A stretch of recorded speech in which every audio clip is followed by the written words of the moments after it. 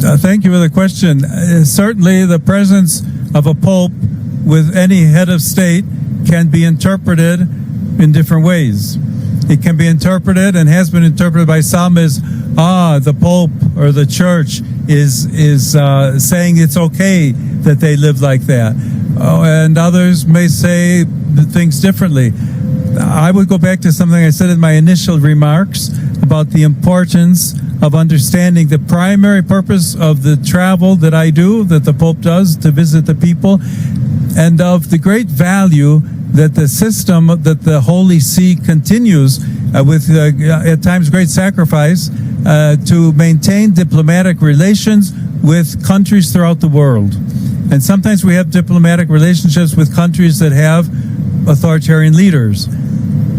We have the opportunity to speak with them on a diplomatic level, on a formal level. We don't always make great proclamations criticizing, judging, or condemning, but there's an awful lot of work that goes on behind the scenes to promote justice, to promote humanitarian causes, to look for at times situations where there may be political prisoners and finding a way for them to be freed, situations of hunger, of sickness, etc.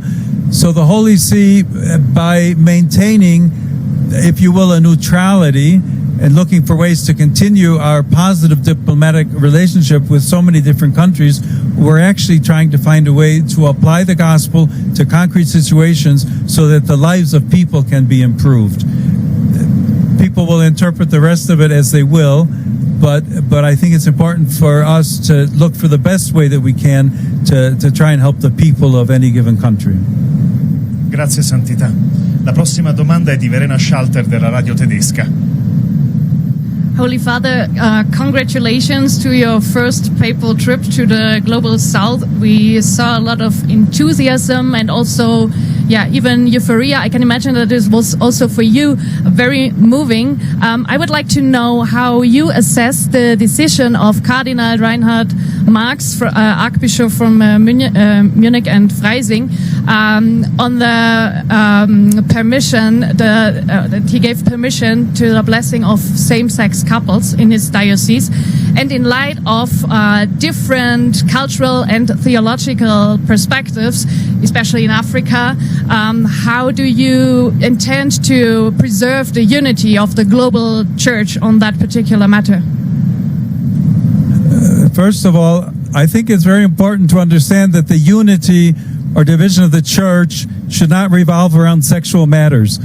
We tend to think that when the church is talking about morality, that the only issue of morality is sexual.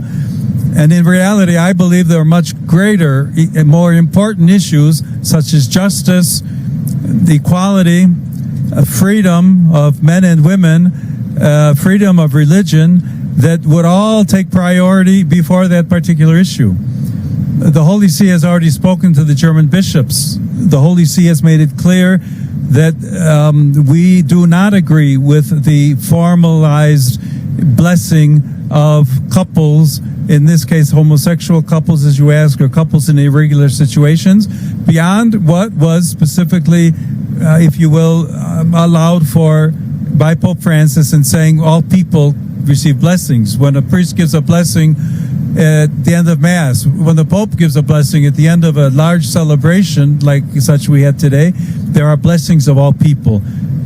Francis's infamous, famous, well-known expression of tutti, tutti, tutti is an expression of the Church's belief that all are welcome, all are invited. All are invited to follow Jesus, and all are invited to look for conversion in their lives. To go beyond that today, I think that the topic can cause more disunity than unity, and that we should look for ways to build our unity upon Jesus Christ and what Jesus Christ teaches. So that's how I would respond to that question. Grazie Santità, grazie Verena. La prossima domanda è di Annelise Taggart di Newsmax.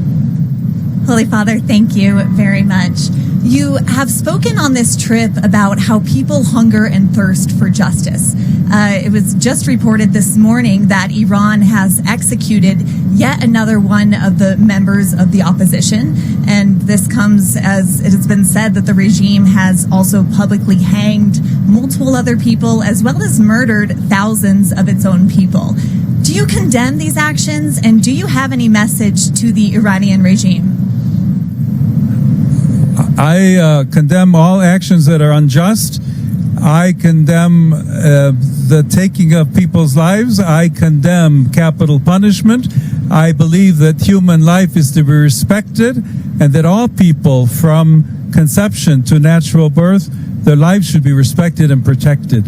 So when a regime, when a country takes decisions which takes away the lives of other people unjustly, then obviously that is something that should be condemned. Grazie Santità, grazie a tutti voi, grazie anche per questi giorni. Forse possiamo concludere qui, anche visto i tempi dei pasti. Bene, tutti hanno un po' di fame, allora lasciamo che possano servire. Grazie a tutti per la vostra partecipazione e il vostro servizio durante questi giorni.